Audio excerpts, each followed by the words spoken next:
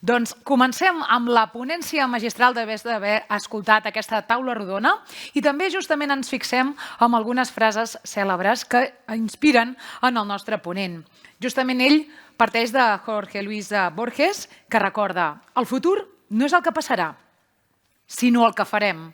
O el mateix Antoine de Saint-Exupéry: l'avenir n'est jamais que du présent à mettre. D'alguna manera és aquest futur que no és més que aquell present que realment estem vivint i que volem projectar. Aquesta ponència, titulada People Gov, accelerant una transformació digital de l'administració centrada en les persones, pretén fer aquesta mirada transversal també i estratègica sobre el futur de la governança digital i com la innovació pot esdevenir un motor de canvi per construir unes societats més obertes, eficients i inclusives. En un món en constant evolució, els governs han d'afrontar de totes aquest repte de transformar-se. A partir d'aquestes tendències globals identificades per l'OCDE en el seu informe global Trends in Government, Carlos Santiso, el nostre ponent magistral, aprofundirà en com els governs més innovadors estan repensant els serveis públics, recolzant-se amb aquestes eines, l'ús intel·ligent de les tecnologies digitals, aquestes dades per redissenyar els processos i polítiques, així com també l'activació i la implicació activa de la societat. Carlos Santiso, cap de la Divisió de Govern Digital, Innovació Pública i Governança de l'Organització per la Cooperació Econòmica i el Desenvolupament, l'OCDE. Carlos Santiso té una àmplia trajectòria en la promoció d'aquesta transformació digital, de la governança democràtica i la integritat pública a Amèrica, Àfrica i Europa. Membre dels Consells Assessors del Fòrum Econòmic Mundial i de les Nacions Unides en governança pública, els darrers anys també ha impulsat diverses iniciatives en relació amb dins aquesta responsabilitat de la intel·ligència artificial al sector públic i aquesta promoció dels ecosistemes d'innovació, tant GovTech com CivicTech. Director d'Innovació Digital de l'Estat també en diferents bancs de desenvolupament, tant a Amèrica com a l'Àfrica, compta amb una excel·lent formació en economia política i política pública. També l'han pogut llegir, ja que ha escrit extensivament sobre transformació digital, governança pública i finançament al desenvolupament. Així que, amb un fort aplaudiment, el rebem dins aquesta 5a edició del Congrés de Govern Digital, Carlos Santiso. Adelante, maestro. Gracias. Gracias. Gracias. Muchas gracias. Estoy súper confundido aquí, ¿no? Yo voy a hablar en español, pero muy confundido también por la presentación, porque claramente, pues, yo, para la historia, yo soy franco-español, de origen gallega, y claro, pues, ya no sé si y les voy a presentar en inglés y hablar en castellano, y aquí o sea, Barcelona es y Cataluña es una universal, ¿no? O sea, la Barcelona universal. Pero sobre todo lo que acabas de decir, ¿no? De Jorge Luis Borges, ¿no? Que creo que resume mucho esta época en que estamos, esta era digital, ¿no? Jorge Luis Borges, como ustedes saben, es un gran escritor argentino, quien dijo eso, ¿no? Muy acertado sobre que el futuro no es lo que va a pasar, pero lo que vamos a hacer, ¿no? Y creo que mucho del debate que tenemos hoy en día sobre la transformación digital está sobre esto, ¿no? Sobre todo alrededor de la IA y de su regulación y de una IA más humanista, ¿no? Y entonces, pues, muy confundido, pero pues muy agradecido a la Generalitat de Cataluña, a la Administración, a la UOC también por la invitación a la OCDE, de compartir unas reflexiones con ustedes sobre nuestras perspectivas sobre estos temas. Mi presentación va a ser en inglés, pero yo les voy a presentar en castellano estas reflexiones, ¿no? Y rápidamente también un poco, muy acertadas también, porque estaba pensando, o sea, ¿qué es un gobierno inteligente? Creo que este lema del Congreso es muy acertado, porque para nosotros desde la OCDE un gobierno inteligente no es solo un gobierno digitalizado o eficiente, pero también es un gobierno que pone las personas al centro de su administración. Y de hecho estamos en una fase, como Dani lo presentó bien en la presentación anterior, donde la transformación digital del gobierno hoy en día es más un tema de transformación que de digitalización. En el sentido de muchos de los países de la OCDE más avanzados, donde están es cómo tú piensas los datos y lo digital para solucionar los problemas de la gente de manera muy personalizada, de cierta manera. Y entonces esta frontera de poner las personas al centro de la transformación digital de los gobiernos es la etapa en la cual estamos. y que es y alrededor de esta temática de volver a poner las personas al centro está el tema de la confianza de los ciudadanos con las administraciones públicas, que volveré sobre este tema. Y de hecho, muchas de estas transformaciones digitales que estamos viviendo no es solo un tema de repensar cómo los gobiernos operan o entregan los servicios públicos, pero cada vez más cómo los gobiernos están pensando sus políticas públicas, y les voy a también hablar un poco de esto, pero también un tema que preocupa también mucho de los países de la OCDE es que en esta transformación nadie se debe quedar atrás o afuera de esta transformación. Y el tema de la inclusión social y la lucha contra la exclusión digital es una temática que en muchas de las sociedades que se están envejeciendo con una transición demográfica importante es cada vez un tema de preocupación. Y volveremos un poco y quisiera compartir algo sobre lo que estamos pensando, lo que se está hablando en particular en temas de inteligencia artificial. Hemos visto en la presentación anterior en el sector justicia, que es uno de los más interesantes, pero también más sensibles.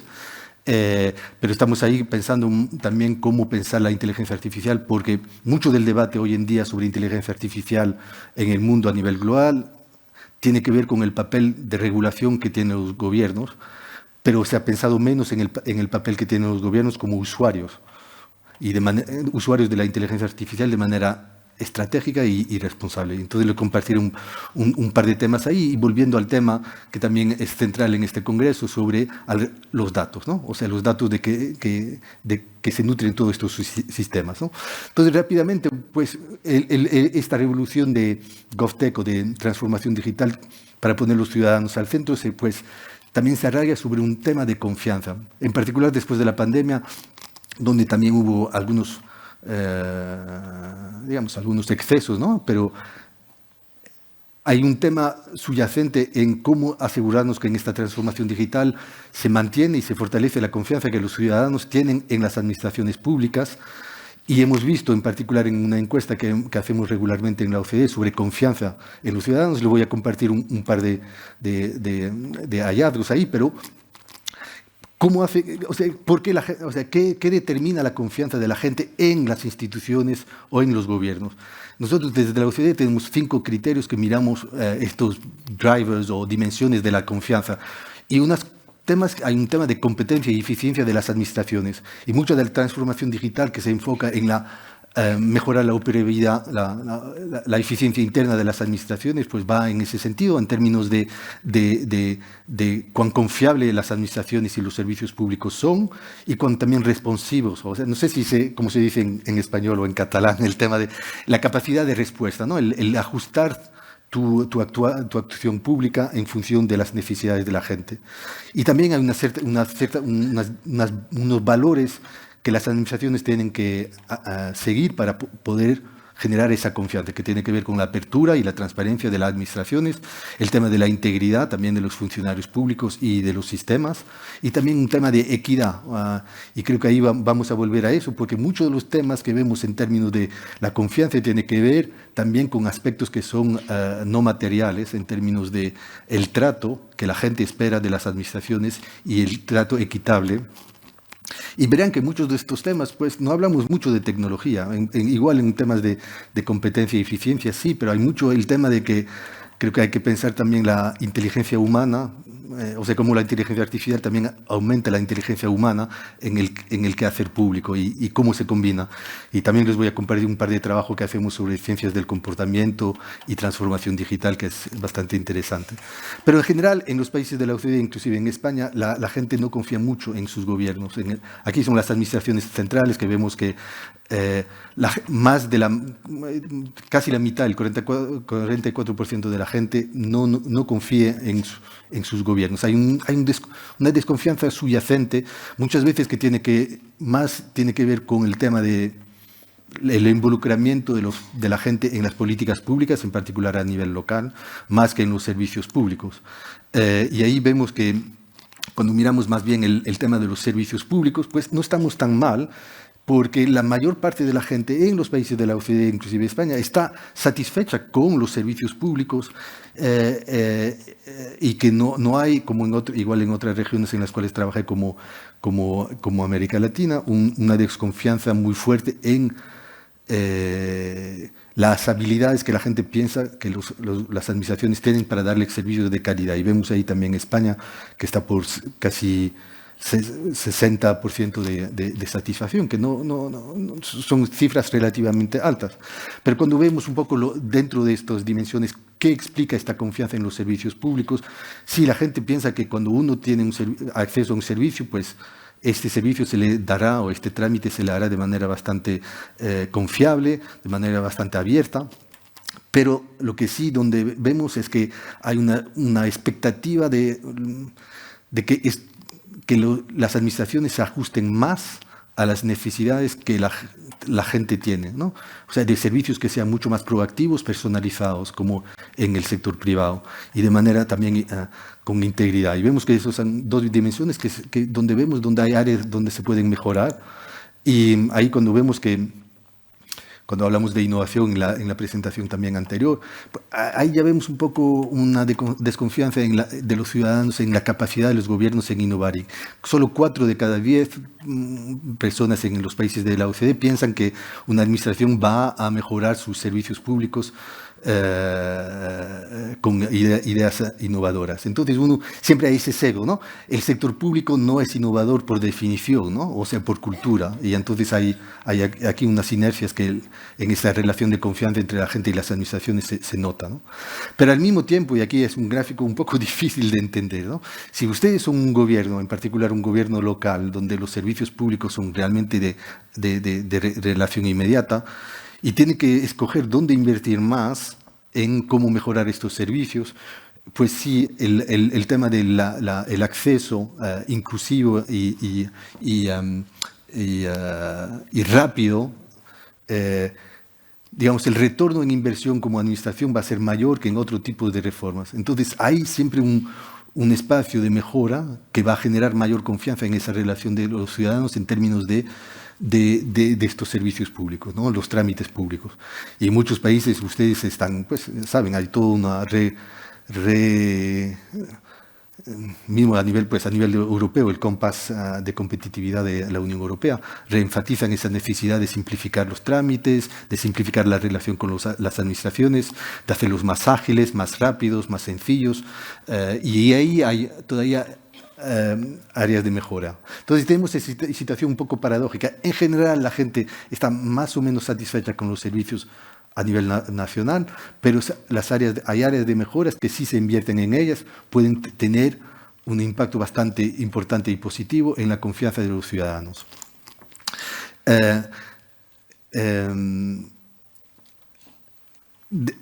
Cuando indagamos más un poco en el tema de cómo los gobiernos pueden apalancar lo digital para transformarse, ahí ya empezamos a ver temas de confianza un poco más sensibles. Por ejemplo, alrededor de los datos y los datos personales, vemos que en la OCDE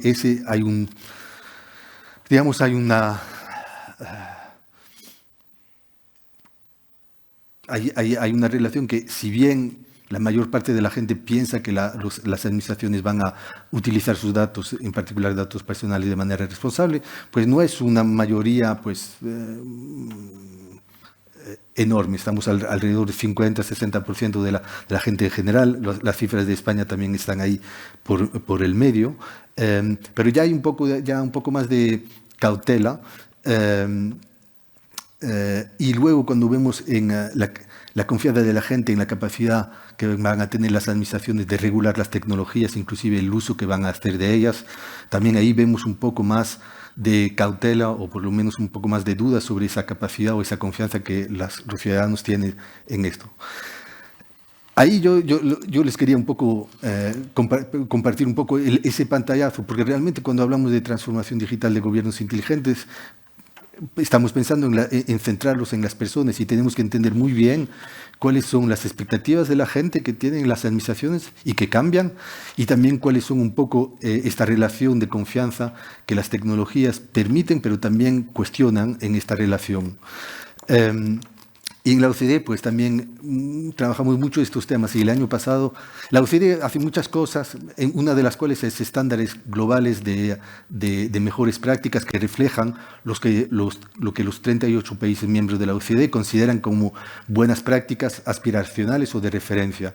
Y el año pasado, pues hemos hecho lo que llamamos una recomendación que fue aprobada por los 38 Estados miembros, gobiernos miembros, sobre cómo pensar servicios públicos centrados en lo humano o centrados en las personas en términos de cómo los gobiernos pueden avanzar con esto. Y muchos de los temas tienen que ver con lo digital, con los datos, con ese gobierno inteligente, pero también va más allá en términos de reponer lo humano en esa interacción. Y de nuevo, vuelve a esa temática que la transformación digital es más de transformación que de digitalización de los gobiernos en términos de la manera que se opera, que se entrega los servicios y también que se piensan. Hay que ir retomando un poco, ¿no? También lo que tenías, Dani, en tu presentación sobre estas etapas de desarrollo de los gobiernos que vemos en la OCDE, pues pasamos de gobiernos analógicos a gobiernos electrónicos, a gobiernos digitales, y ahora en esta fase que nosotros pensamos es más bien el tema de las personas al centro, ¿no? de gobierno centrado en el ciudadano, volviendo a esas temáticas que las tecnologías GovTech también permiten. Y ahí de nuevo vamos a ver cómo lo paradójico es que lo humano está volviendo muy fuerte en lo digital, ¿no? En muchas etapas. Aquí solo un pequeño repaso de algunas cosas que desde la OCDE también hemos hecho. Y de nuevo, nosotros hacemos investigación y diálogos, pero hacemos de estos estándares que permiten un poco orientar los gobiernos en qué son las mejores prácticas. Una cosa que hemos hecho también tiene que ver con la identidad digital, que es otro tema subyacente, sobre el acceso y el tema de los datos y el intercambio de los datos. Y también una recomendación que ya lleva más de 10 años sobre gobierno digital, donde volver un poco sobre esto, ¿no? En esto, el año pasado hemos hecho algo interesante, que era un poco ver cuáles son las tendencias de innovación, y en particular de innovación digital en los gobiernos, para ver cuáles son algunas de las tendencias que nos permiten ver lo que está pasando. Y hemos visto realmente muchas cosas interesantes, en particular alrededor de cómo la innovación está transformando los servicios públicos. Aquí hay un montón de ejemplos, eran 800 casos de 83 países, pero para mencionarles algunos, muchos apalancan datos, ¿no? De cierta manera. Por ejemplo, en el caso de Portugal, ahí tenemos una solución de inteligencia artificial para poder consolidar los beneficios sociales que las familias que tienen niños deben y pueden recibir. Un tema ahí de todos estos ejemplos que ven y que donde está la frontera se llama el tema de repensar las administraciones en función de los eventos de vidas de la gente. Entonces, eso quiere decir que cuando ustedes tienen un evento de vida, por ejemplo, como en el caso de Portugal, de un nacimiento de un bebé, ¿no? Usted tiene derecho a muchísimos servicios públicos que tienen que atender en términos de registro civil, de registro social, de beneficios de diferentes índoles. Y alrededor de ese evento de vida, en general, uno tiene que ir de ventanilla en ventanilla o tiene que pensar qué tipo de ayuda usted como persona con estas características o como familia tiene derecho, y ir un poco a buscarlos, ¿no? Y muchos de los países, en particular nórdicos y otros, están haciendo es repensar esta relación, integrando los servicios públicos alrededor de esta persona, ¿no? Que tienen un evento de vida especial, que necesita una atención integrada, y que las administraciones se transformen para proveer estos servicios de manera proactiva, automática, sin que la persona tenga que ir a pedir estos servicios, ¿no? Y entonces esta integración de servicios públicos alrededor de los eventos de vida es súper difícil, porque también hay temas técnicos, tecnológicos, por ejemplo, el tema del intercambio de datos entre entidades públicas, que es siempre un desafío, pero también hay un tema cultural, ¿no? Es un tema de volver a poner el público en los servicios públicos y poner el ciudadano al centro, y son las administraciones que tienen que cambiar para poder proveer estos servicios de manera integral, ¿no? Hay otro principio que se habla, que ustedes conocen, del once only, del una vez, ¿no? Que las administraciones tienen que pedirles a ustedes solo una vez un documento, y una vez que lo tienen, pues ya no lo piden 1000 veces. Esto no llevamos 15 años, ¿eh? O sea, yo no sé sus experiencias con el registro civil español, pero pues son brutales, ¿no? Le puedo contar, yo tuve una hija cuando estaba viviendo en Colombia, y para hacerla registrar en el registro civil español, pues muy complicado, ¿no? Y de hecho me hizo pensar mucho cuando hablamos de Estonia, ¿no? Siempre Estonia lo hace bien. El tema es que Estonia no tenía sistemas legados, ¿no? Entonces, claro, pudo un poco casi volver a empezar de la nada, pero las inercias de los sistemas que ustedes tienen, ese es un desafío clave. Y en algunas áreas como las administraciones fiscales y financieras, cambiar de sistema no es algo que uno puede hacer del día a la mañana. Pero quiero decir, el punto aquí es que hay un aspecto técnico y tecnológico que creo que tenemos ahora las soluciones técnicas y tecnológicas, pero hay también una dimensión cultural, de la cultura de las administraciones públicas y de la manera de pensar, en particular en muchos países como los nuestros o como los míos, ¿no? Donde hay la función pública, que el ciudadano sirve al Estado más que el Estado sirve a los ciudadanos, bueno, para exagerar. Pero ese cambio cultural es muy difícil, y cuando lo vemos con principios como el de una sola vez o de integración de servicios alrededor de los eventos de vida, pues ya se ve que no es tan fácil, ¿no? Y estaba la semana hablando con los colegas en Noruega que llevan... Ahí ven también un ejemplo muy interesante de cómo pueden codiseñar los servicios públicos para los inmigrantes, proyectando cuáles serían los inmigrantes que vendrían a Noruega en el futuro, no los que hay ahora, pero pues ya llevan también más de 10 años intentando integrar los servicios públicos alrededor de estos eventos de vida. En general, lo que los gobiernos hacen es que te escogen 10 o 15 eventos de vida, los más usados, los más importantes. En Estados Unidos, por ejemplo, la ayuda a los veteranos, para ver cómo se puede integrar las administraciones alrededor de ellos. Y la verdad es que los resultados no están donde tendrían que estar, ¿no? Aquí volviendo un poco a nuestra medición entonces de esta capacidad de lo que llaman ustedes el gobierno inteligente, y quiero un poco compartirle los resultados del índice de la OCDE sobre gobierno digital, que también realmente recoge ese tema de gobierno inteligente. Nosotros en la OCDE no medimos cuán digitales son los gobiernos, que otros los hacen mejor, o sea, tú cuántos trámites tienes digitalizados en tu end y ese tipo de cosas. Lo que intentamos ver es cuán inteligentes, entre comillas, son los gobiernos para apalancar tecnología y datos, para transformar la acción pública y los servicios públicos, en 6 dimensiones que ven aquí, sobre digital por diseño, liderado, o sea, llevado por los datos, gobierno como plataforma, en particular la infraestructura digital pública que ustedes conocen, la apertura por default, y también el tema de tener el usuario al centro, y el ser proactivo, ¿no? Y de nuevo, esta última dimensión, voy a un poco hablar más, el tema de qué hablamos por un gobierno proactivo y cómo la inteligencia artificial puede ser parte de esta transformación. Y aquí ven un poco los resultados para todos los países de la OCDE y algunos países que están en proceso de accesión, en particular en Europa del Este y en América Latina.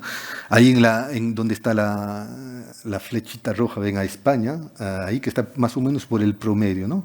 Y ahí miramos esas 6 dimensiones en los países para ver un poco cómo se van, ¿no? Y en general hemos hecho un montón de avances, en particular en el tema de pensar los trámites públicos diseñados de manera digital por diseño, el apalancar los datos para mejorar estos procesos y estas administraciones. Y mismo en términos de gobierno como plataforma, sobre todo ahora sobre el tema de bienes digitales públicos, muchos avances.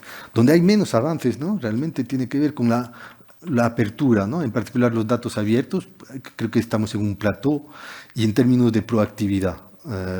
Ahí es donde está mucho de esta frontera de este gobierno inteligente más proactivo, más personalizado.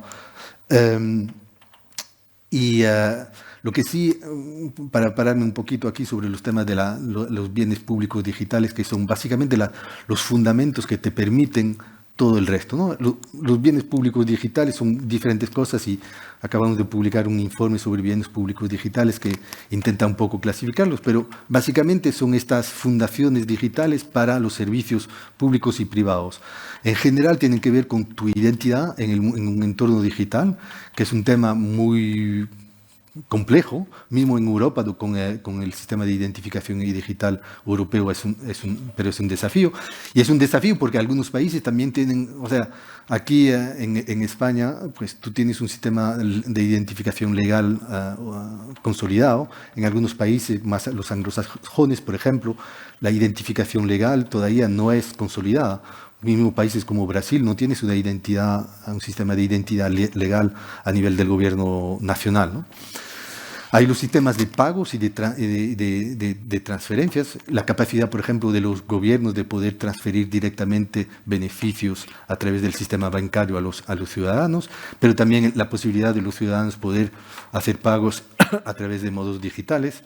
Aquí había un caso en Dinamarca muy interesante. Y el tema ahí que quisiera un poco volver, el tema de los datos, ¿no? La calidad, apertura de los datos, pero también la capacidad de poder compartirlos. Y luego una serie de sistemas también para mejorar los servicios públicos en términos de ventanillas integradas de servicios públicos o de notificación, sistemas de notificación, ¿no? Los sistemas de notificación aquí, como por ejemplo en el caso de Suecia, los Digital Post, es realmente parte de esta transformación digital donde ya hablamos del gobierno móvil, ¿no? En el cual el gobierno pues te notifica de tus derechos o de tus cosas sin que el ciudadano tenga que tenerlo presente, ¿no? Cuando se vence tu licencia de conducir, cuando se vence tu pasaporte. Entonces ahí son todo. Pero mucho de esto depende también de la capacidad de poder tener un sistema de datos de calidad, pero que también se puedan compartir entre entidades públicas y siguen muchos desafíos a pesar de progresos muy fuertes en sistemas de interoperabilidad. Yo creo que, volviendo al ejemplo de Estonia, lo que logró Estonia es que, claro, como no tenías un sistema legado de gestión de datos, han hecho un X-Road, como en Portugal, que permitía un poco compartir datos entre administraciones de manera segura, sobre todo los datos sensibles tributarios, ¿no? También hay toda una temática en la cual trabajamos, es el tema de los datos de interés público del sector privado, que también hemos visto durante la pandemia o inclusive durante catástrofes naturales, pues es importante a las cuales es importante tener acceso porque tienen un valor público, mismo si son de operadores privados, ¿no? Pero digamos que la gobernanza de los datos, la infraestructura de los datos, después de la pandemia creo que cambió la naturaleza del debate en términos de derechos, pero también de los datos no solo como un derecho, pero también como un activo, ¿no? Y cómo se puede apalancar de manera más eficiente. En términos de infraestructura pública digital, entonces estos sistemas que luego te permiten a las administraciones, son sistemas, digamos, horizontales, que permiten luego a las administraciones desarrollar soluciones a cada una de sus áreas o sectores, ¿no? Y pues la gobernanza de esta infraestructura pública digital es importante en términos de las salvaguardias que se necesitan, en términos en particular de protección de datos cuando hay sistemas de interoperabilidad, de sistemas de marcos estratégicos. Yo diría ahí el tema de los investment models, ¿no?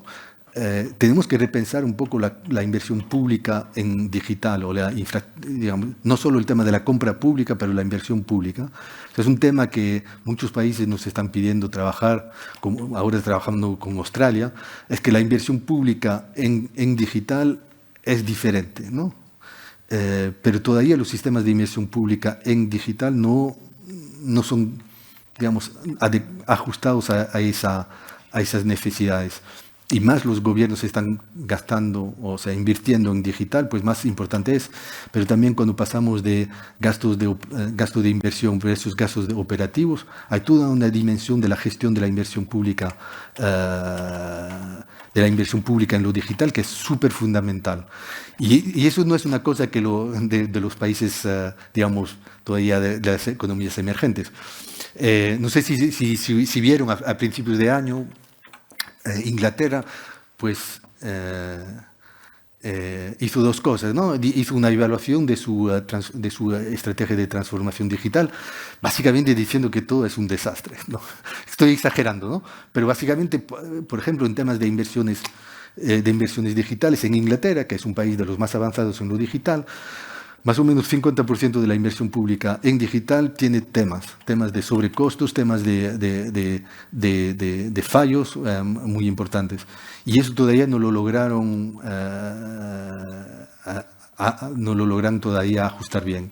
Pero ahí hay toda una reflexión que tener sobre cuánto se gasta en digital, cómo se gasta en digital, cómo se invierte y cómo se compra en digital, ¿no? Y hay toda una dinámica que estamos trabajando. Y lo último ahí, que ahí también a mí personalmente me apasiona y a ustedes también lo veo con GovTech Cataluña, ¿no? Que es esa colaboración, o colaboraciones públicos-privadas en este ámbito. Es muy difícil, ¿no?, llevar adelante una transformación digital, en particular con las habilidades, los skills que se requieren. En Inglaterra también, y aquí en España también tienen los cuerpos de ingenieros del Estado, pero también ese tema de cómo atraes el talento digital y los retienes en las administraciones es un desafío. En Inglaterra, en el nuevo Ministerio de Transformación Digital, pues hay todo un tema de los salarios, de los salarios y las condiciones de los expertos digitales en las administraciones, que intenta resolver esto. Pero esta capacidad de poder colaborar con el sector privado va más allá también para poder un poco ayudar a las administraciones a integrar tecnologías. Y eso es sobre todo importante en países como España, donde también trabajamos con el gobierno central, porque hay una transición demográfica importante en la población de usuarios, pero también en los funcionarios públicos. En los próximos 10 años, 5 o 10 años, la población de funcionarios públicos en España va a cambiar radicalmente, ¿no? Entonces ahí hay un desafío muy, muy grande en términos de pensar tu talento en general en el Estado y el talento digital en particular, ¿no? Y ahí, volviendo al tema de GovTech, no voy a ahondar mucho porque Dani ya fue muy... ya en el panel anterior, los tres panelistas, de hecho, fueron muy explícitos ahí en esas potenciales, en particular en el sector justicia. Y si bien no entiendo catalán del todo, lo entendí todo, ¿no? Entonces, no sé si es buena o mala cosa, pero solo para agregar un poco a lo que presentó Dani, a mí me gusta siempre un poco pensar estos sistemas GovTech entre un diálogo, o sea, es una pareja que no hubiera tenido que pasar, ¿no?, entre los innovadores digitales de las startups y los burócratas de las administraciones públicas. Y entonces hay dos culturas que se están hablando, ¿no? Y entonces, más allá de... Es un diálogo muy interesante porque creo que hay una necesidad de entendimiento de los dos, ¿no? Y muchas veces en los retos GovTech el problema no está en la solución, pero en entender mejor el problema que se quiere atender. Y ahí hay una relación entre, por una parte, la oferta de innovación por todos los sistemas de emprendimiento que tienen localmente y todas estas startups y sistemas de emprendimiento en particular basado en datos, que quieren trabajar con las administraciones públicas, lo que llamamos el B2G. Eso es nuevo, ¿no? Porque si ustedes van a hablar a cualquier startup o inversor de impacto sobre, oye, tengo esta solución para trabajar con unas administraciones, te van a decir, no, jamás. En tu inversor en particular, te diría, yo no te invierto, no te toco. Y de hecho, muchas de las soluciones de GovTech que vemos son empresas que tienen clientes públicos y privados para balancear un poco este tema, pero todavía hay una aprehensión negativa a tener el sector público como cliente de empresas privadas ágiles que necesitan estar pagadas en 2 meses y no 2 años, ¿no? Entonces ahí hay un tema, y la ley de startups de España, por ejemplo, también avanza con estos temas, pero digamos que hay todo un sistema emprendedor de startups que quiere trabajar con el sector privado, pero también que ve un negocio brutal, ¿no? El Foro Económico Mundial habla de 8.000 millones, ¿no? Bueno, no recuerdo cuándo, pero hay un mercado enorme porque los gobiernos están comprando tecnología cada vez más. Estamos hablando de un mercado muy, muy, muy potente, muy fuerte. En algunos países esto está yendo muy rápido. Yo cuando miro las cifras en Brasil, por ejemplo, el emprendimiento GovTech es muy fuerte en términos de estas empresas y cada vez más inversores de impacto. que están apostando. Y del otro lado tienes las administraciones públicas, como ustedes todos aquí también, que están demandando mayor innovación, que quieren impulsar la innovación dentro del sector público. Tenemos los laboratorios de innovación, tenemos una cantidad de instrumentos, tenemos la inversión, la compra pública para la innovación, tenemos realmente una demanda cada vez más creciente, que no es fácil, porque algunas veces los que intentan innovar en el Estado se encuentran bastante solos algunas veces, ¿no? O sea, hay que tener un diálogo ahí. Y también porque al final, innovar implica tomar riesgos. Y no sé si ustedes saben, o sea, pero hay pocos casos de que... Y tomar riesgos implica fallar, ¿no? Y pocos funcionarios han sido promovidos porque fallaron, vamos a decir. Entonces, tienes tus incentivos personales muy presentes ahí. Nosotros lo que trabajamos en los temas de innovación es pensar los portafolios de innovación. Eso es, cada inversor de impacto, cuando invierte en innovaciones, pues invierte en un portafolio de 10 startups. Sabe que de esas 10 igual 8 van a fallar, pero si una te funciona, ganaste. En el sector público esta mentalidad de portafolio de inversión de riesgo no está, ¿no? O sea, por diferentes razones. Y en esta relación entre demanda y oferta de innovación están, yo pienso, los datos, porque las administraciones públicas lo que sí tenemos mucho son datos. Y datos que tampoco no están tan abiertos. Cuando vemos, por ejemplo, los datos vinculados al cambio climático, todavía hay mucho espacio para estos datos de alto valor poder abrirlos. Pero muchos de estos emprendedores se nutren de los datos que están generados por el sector público y no son solo datos personales sensibles, también son datos de los registros administrativos normales, ¿no? O sea, datos públicos, donde ahí también hay mucho espacio de mejora en muchos países en volver estos sistemas, estos registros administrativos de todo tipo, mucho más abiertos y ágiles. Y del otro lado, pues está la compra pública, ¿no? La compra pública para la innovación ayuda, pero al final muchas de estas empresas se quedan en pilotos y el apalancar todavía estamos ahí en esto. Entonces ahí vemos un sistema muy dinámico. Yo veo que en España se está haciendo muchísimo, muchas felicitaciones también a Cataluña con el GovTech Impact, el programa GovTech ahí, pero hay una serie de países que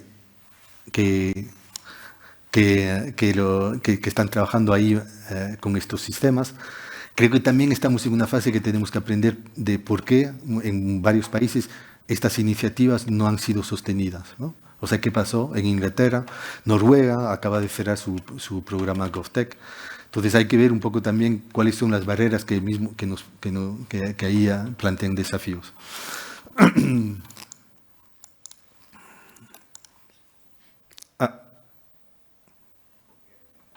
Ok. Volviendo al tema de la innovación, ahí rápidamente un poco compartirles algunos también de los resultados que tenemos en temas de más los gobiernos innovan y más están capaces de poder lograr las expectativas de la gente, ¿no? Pero nosotros tenemos un marco de evaluación de qué llamamos por innovación y creo que hay 4 temas ahí que es importante tomar en cuenta. Uno, hay que estar muy claros cuál es el propósito de la innovación. Yo creo que en el ejemplo anterior sobre el sistema de administración judicial era súper interesante porque ahí hay un tema de eficiencia de la administración, pero también calidad de la justicia, ¿no? Y de satisfacción de los usuarios en los servicios judiciales. Luego, la segunda dimensión, ¿cuál es el potencial para poder, cuáles son los incentivos que están ahí presentes para poder fortalecerlos, la capacidad instalada y sobre todo luego al final el impacto?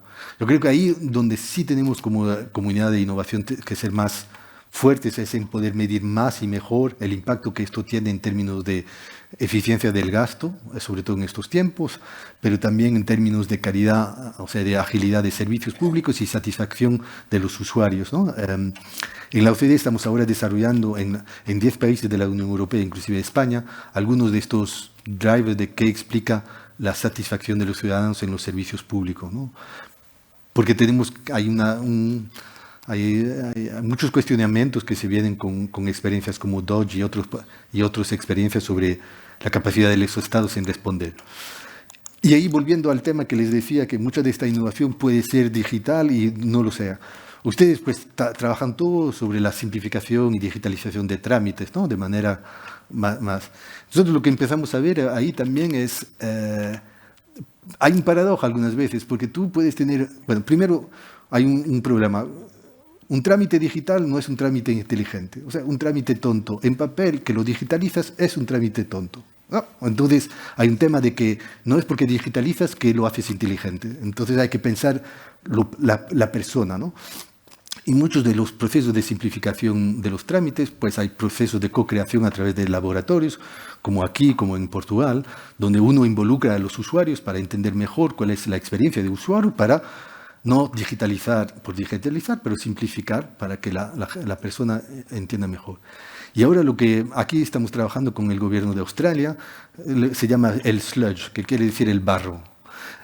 Hay muchas de las interacciones de los ciudadanos con las administraciones que son más personales en términos y que tienen costos de transacción no solo en términos de tiempo o de esfuerzo, pero también emocionales, en términos, por ejemplo, de la calidad del trato, que es un tema muy importante, porque cuando hablamos de digitalización, eso no quiere decir que los trámites y los servicios públicos sean solo digital.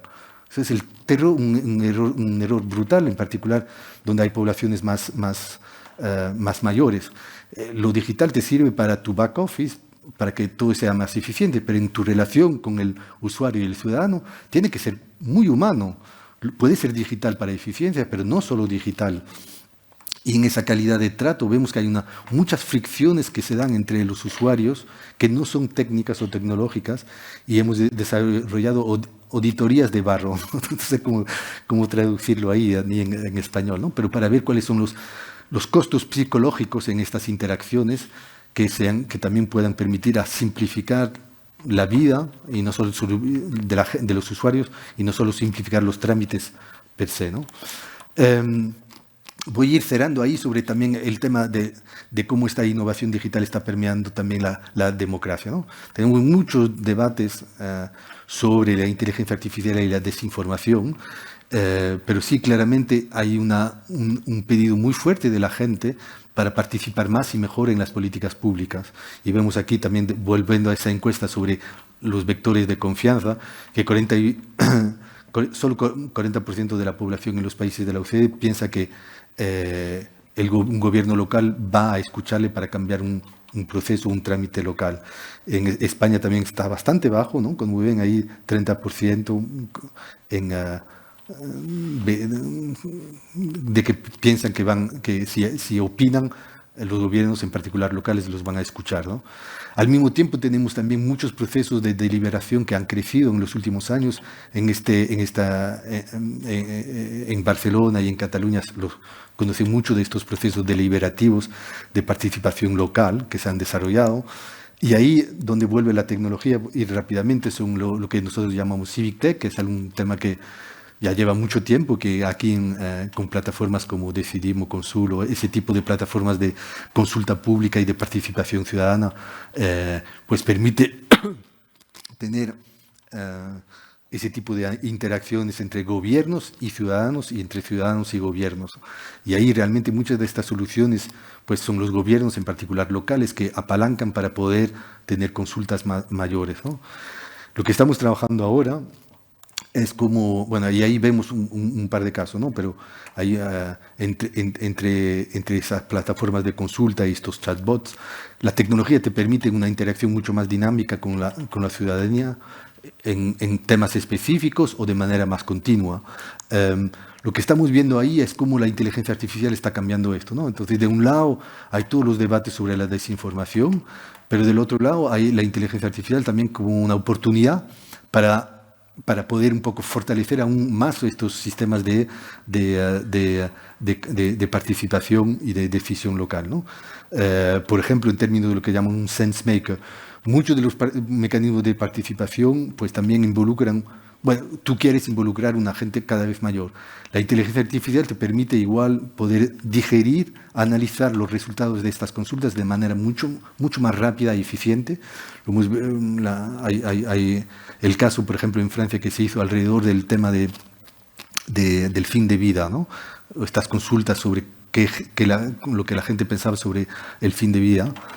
Brasil ahora está llevando a cabo sistemas de participación ciudadana, pero brutales. Estamos hablando de millones de personas que están opinando.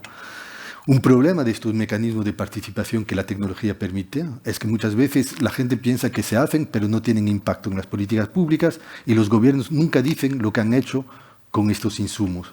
Y la inteligencia artificial puede permitir darle más sentido a estas soluciones de manera mucho más ágil y fácil, ¿no?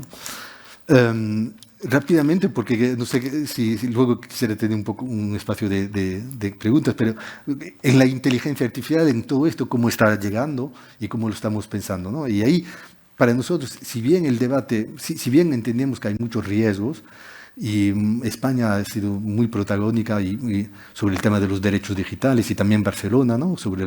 Que ha tomado un liderazgo sobre la importancia de asegurar los derechos digitales.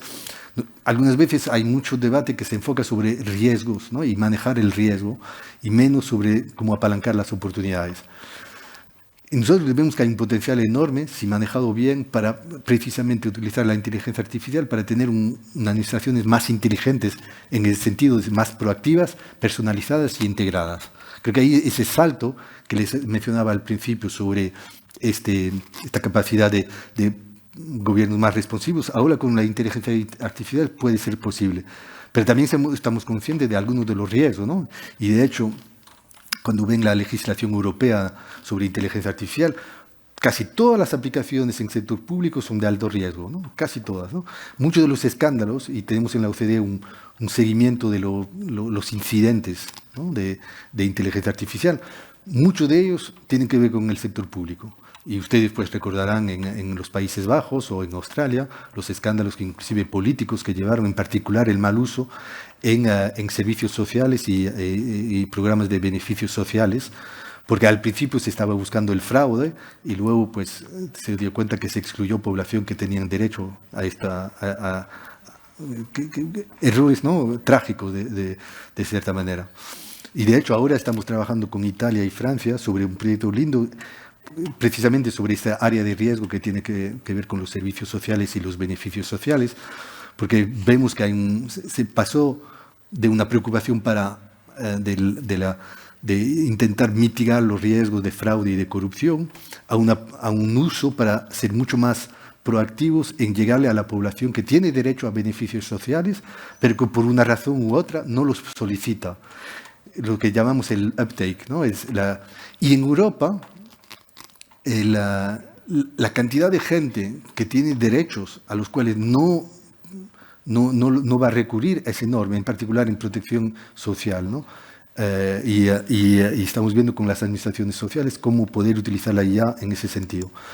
Pero para nosotros la inteligencia artificial en gobierno tiene 4 beneficios que estamos mirando. Es un tema de eficiencia, eficiencia interna de las operaciones. Lo hemos visto en el ejemplo de la Administración de Justicia con los expedientes únicos, ¿no? Pero también la eficiencia, la efectividad de las políticas públicas para pensar mejor tus políticas públicas. El ejemplo que le acabo de dar, ¿por qué la gente que tiene derechos sociales no recurre a ellos? Pues la inteligencia artificial te puede igual informar mejor tu política pública de beneficios sociales. Y también ese tema que acabamos de mencionar sobre responsividad o capacidad de respuesta, y claramente el tema de integridad pública en el sector público. Entonces, esos 4 áreas de beneficios, claramente dependiendo del sector en cual usted aplica, pues los beneficios son más altos y los riesgos son más altos. Si tú tienes una matriz de altos riesgos, y riesgos altos y bajos y beneficios altos y bajos. A nosotros nos parece que mucho del debate se tiende a focalizar en áreas de alto riesgo, algunas veces con poco impacto, más que áreas de bajo riesgo, pero con un alto impacto. Y vemos en los sectores públicos de la OCDE, el poder transformador de la IA está ahí. Todavía no estamos en los gobiernos utilizando o apalancándolo como se debe. Quedamos en pruebas pilotos, no se va demasiado lejos, pero vemos 3 áreas, ¿no? de aplicación. Uno que tiene que ver con tus funciones de política pública, tu capacidad de rectoría, tu capacidad de regulación. Por ejemplo, toda RegTech la industria RegTech súper interesante sobre tu cumplimiento regulatorio y en términos de simplificación, en particular en el plan del compacto de la Unión Europea, muchos de los temas de los costos de la regulación y la agilización de la regulación. Pero ahí hay un tema muy interesante que vemos las agencias reguladoras ponerse ahí. Gestión financiera. La administración fiscal pues, fue una de las que empezó al principio, muchas lecciones. De hecho, pero de nuevo, un enfoque sobre la lucha contra el fraude, más que se va cambiando a una atención al ciudadano mucho más personalizada. De nuevo, volviendo a este enfoque que estamos viendo de cómo utilizar la IA para personalizar tus servicios. En las administraciones, en términos de servicio civil, pues en compras públicas son áreas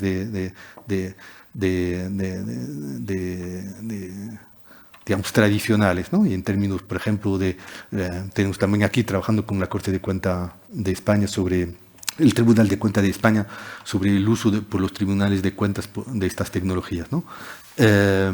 Perdón. Y también en servicios públicos, ¿no? Servicios públicos de manera general en términos de trámites. Estamos mirando el tema de justicia en particular y también de policía, ¿no? Que también es un uso, en particular en Estados Unidos, no sé si recordarán el Predpol y todas estas aplicaciones hace ya 15 años, ¿no? Que eran más de analítica de datos, ¿no? Pero ahora estamos dando ese salto.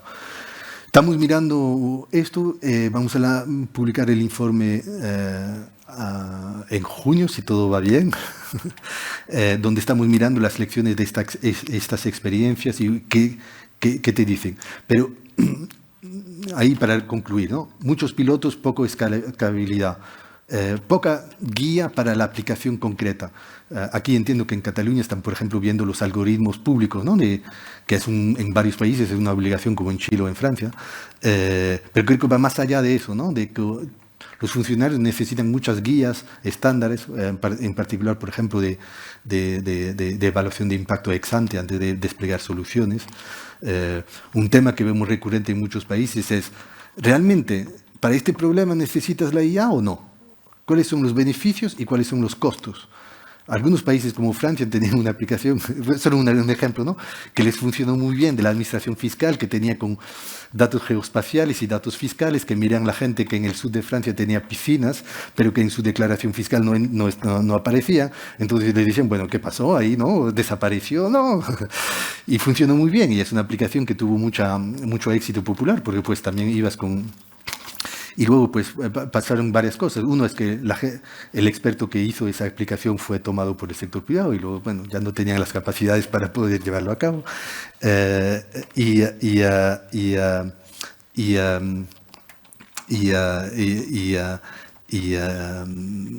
Y luego no se pudo sostener. Pero un tema que les decidió no hacerlo es el costo energético de estas soluciones, ¿no? Entonces hay todo un debate sobre el costo energético de la IA que tú tienes que, como gobierno, también tomarlo en cuenta sobre tu ratio costo-beneficio de la aplicación de las mismas. Pero todo el tema de retorno en inversión y costo-beneficio es algo que todos los países están pidiendo para ver cómo podemos medir esto, ¿no? El skills, etcétera, ¿no? Entonces hay una serie de desafíos y lo que estamos viendo aquí, ahí ya, es desarrollar un marco de evaluación de la gobernanza de la IA en el sector público. Porque pues todos tus ministerios están haciendo cosas súper interesantes, pero tú como centro de gobierno en particular en tu oficina del primer ministro, etcétera, pues tienes que ver cómo esto es hecho de manera, digamos, racional, ¿no? O sea que, no racional, pero digamos, consistente en todos los sectores, porque el riesgo lo toma el gobierno, ¿no? Y entonces estamos viendo los habilitantes, los guardrails y los engagements, para ver un poco cómo pensar esta gobernanza de la IA en el sector público y poder tener unas guías prácticas. Ya tenemos un documento publicado y el informe llega en un par de meses, pero ahí vamos a nutrir este marco sobre la experiencia que se ha visto en los países de la OCDE. Y también de los más avanzados, ¿no? Estamos trabajando con, por ejemplo, Corea, que nos pidió una evaluación precisamente de cómo están gobernando la inteligencia artificial en el gobierno coreano y cuál es el papel de tu Moncloa, ¿no? de tu centro, para un poco asegurarte que todo está hecho como se debe. Aquí les dejo con estas reflexiones. Lo siento porque pues, no hay mucho tiempo para conversar según el horario, pero no sé si hay un minutito o... ¿Sí? 5 minutos, buenísimo, entonces. No sé si hay algunas consultas que quieran hacerme o temas que quieran levantar. ¿No?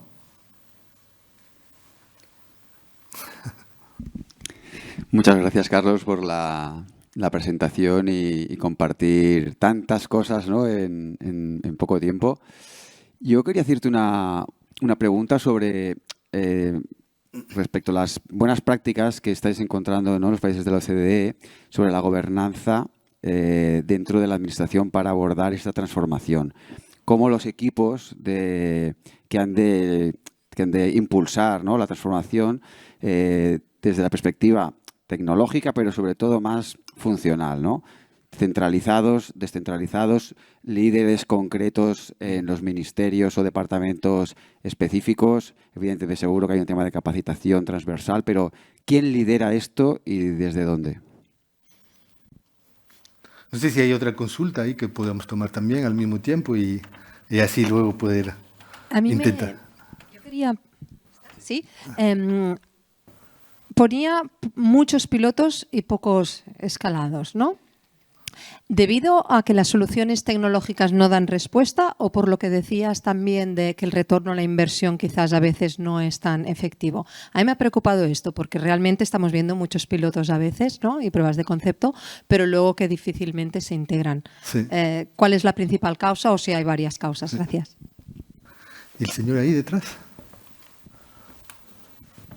Sí, yo pido disculpas si mi pregunta es improcedente porque he estado en otra ponencia que iba sobre evaluación de la eficiencia en las administraciones y se me ha pasado.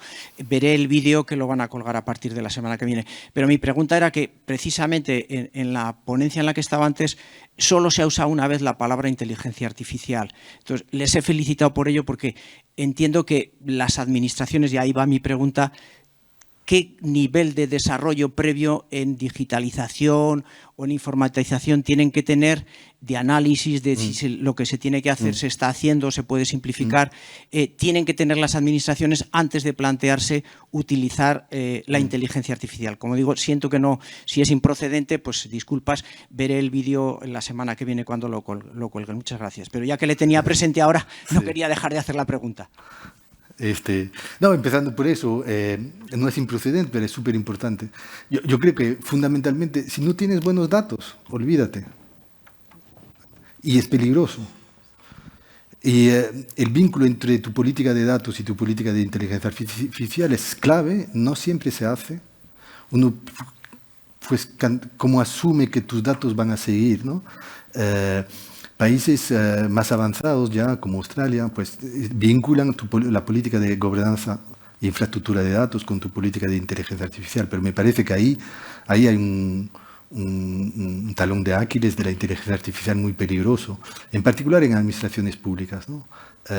Y tiene que ver con, no hemos todavía resuelto siempre uno es tu calidad de tus datos, tu capacidad de compartirlos entre administraciones y más allá, ¿no?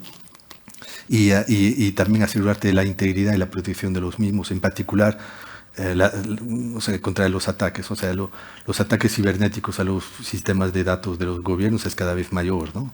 Entonces ahí, si no tienes tu protección bien instalada, porque también estamos viendo que no solo los gobiernos están utilizando sistemas de inteligencia artificial, ¿no?, pero hay todo una criminalidad cibernética también, ¿no? Y hemos visto muchos casos, por ejemplo, hace un año, ¿no? Todos los datos de salud de Colombia que fueron hackeados, ¿no? Y esos son problemas. Entonces, calidad de tus datos, compartir los datos, protección de datos en el sentido más amplio que de datos personales. Pero vuelvo al tema, si no hay buenos datos, garbage in, garbage out, ¿no? Y muchas veces no siempre se hace ese vínculo. Nosotros en la OCDE estamos impulsando muchas cosas vinculadas, por ejemplo, hablando de ética de la IA, tienes que hablar de ética de los datos que te nutren la IA. Vuelves un poco, entonces desarrollamos principios de ética de los datos públicos y no son solo el tema de datos abiertos, ¿no? Luego preguntamos el tema, la escalabilidad de las soluciones. Creo que hay igual diferentes pero en algunos casos se escalan, pero un poco, ¿no? Por ejemplo, en administración fiscal ya tienes casos de inteligencia artificial desplegado, en particular con la lucha contra el fraude que se están haciendo. Pero en general nos quedamos en temas de pilotos, por ejemplo, el caso de las piscinas francesas, ¿no? Y yo creo que tiene que ver con varios temas donde vuelve el tema de la industria GovTech, ¿no? En eso, porque me parece que hay un tema de la dificultad de las administraciones públicas de poder desarrollar estos pilotos ya, ¿no? Y luego de poder comprarlos.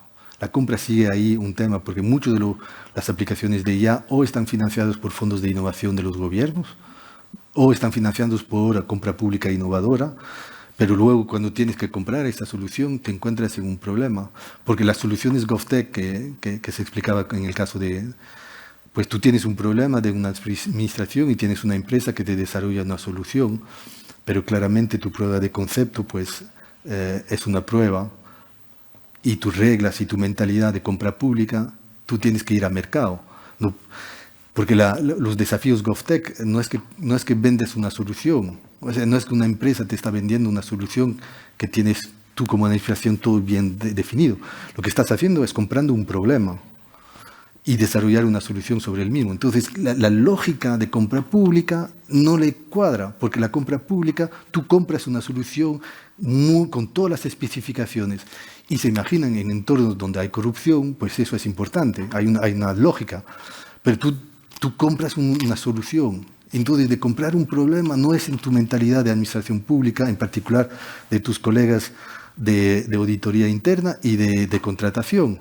Entonces, ahí tenemos un tema, volviendo al tema de las piscinas. Entonces, los gobiernos, por ejemplo, los franceses tienen las GovTech de Estado, ¿no? Las llaman las startup d'État, que básicamente te construyen startups dentro de las administraciones que van luego de problema a problema. Los brasileños también lanzaron un programa similar de squads, ¿no? Y tienes el mismo problema que pues no escala. Una vez que tienes el piloto, la solución, que ves que tiene resultados, la administración tiene dificultades en comprar esa solución. Entonces, uno puede ver soluciones como, por ejemplo, que las grandes tech se asocien o requieras que las grandes tech también tengan soluciones de startups que les permite desplegar este tipo de soluciones innovadoras, ¿no? Y tú, perdón, ¿cuál era ya? Ah, sí, la gobernanza. La gobernanza es que la verdad es que no, estoy un poco perdido ahí, ¿no? O sea, yo tenía en mi mente, ¿no? O sea, la autoridad política que decide en el ministerio, la agencia autónoma de ejecución, ese es el modelo GDS en el UK, y es el modelo que ahora están desplegando en el gobierno nacional de España. Pero sí, hay un tema de gobernanza importante. Lo que vemos como temáticas, igual yo diría varias cosas. Uno se ha vuelto mucho más político, ¿no? O sea, el tema de la conducción de la transformación digital es un tema político. Muchos países ya tienen ministerios, mismo en IA, que los Emiratos Árabes tienen un ministro de inteligencia artificial desde hace casi 10 años ahora. Noruega acaba de crear un ministerio de transformación digital y, en las administraciones. Vemos algunos países como España, muy interesante, donde lo de transformación digital que estaba antes más hacia economía se ha volcado con administraciones públicas para estar juntas. Que es interesante porque es la transformación digital de las administraciones, o Noruega, ¿no? Entonces hay modelos, me parece que mi conclusión es que el modelo de gobernanza no es único y no es estable en el tiempo, depende de tu grado de madurez y de tu andamiaje institucional, ¿no?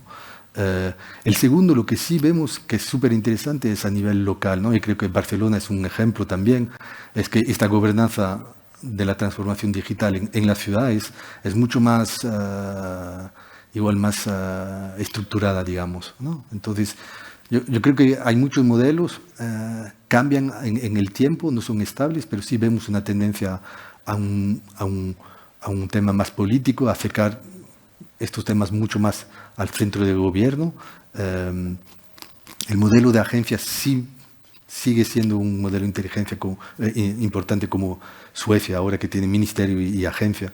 Pero vemos que todo se mueve bastante, ¿no? Pero lo que sí es que había digamos, Ministerio de Transformación Digital no era la norma y creo que ahora sí la es. Creo que ahí les vamos a dejar, si no, no van a tener más tiempo. Con un fuerte aplauso, agradecemos esta brillante exposición.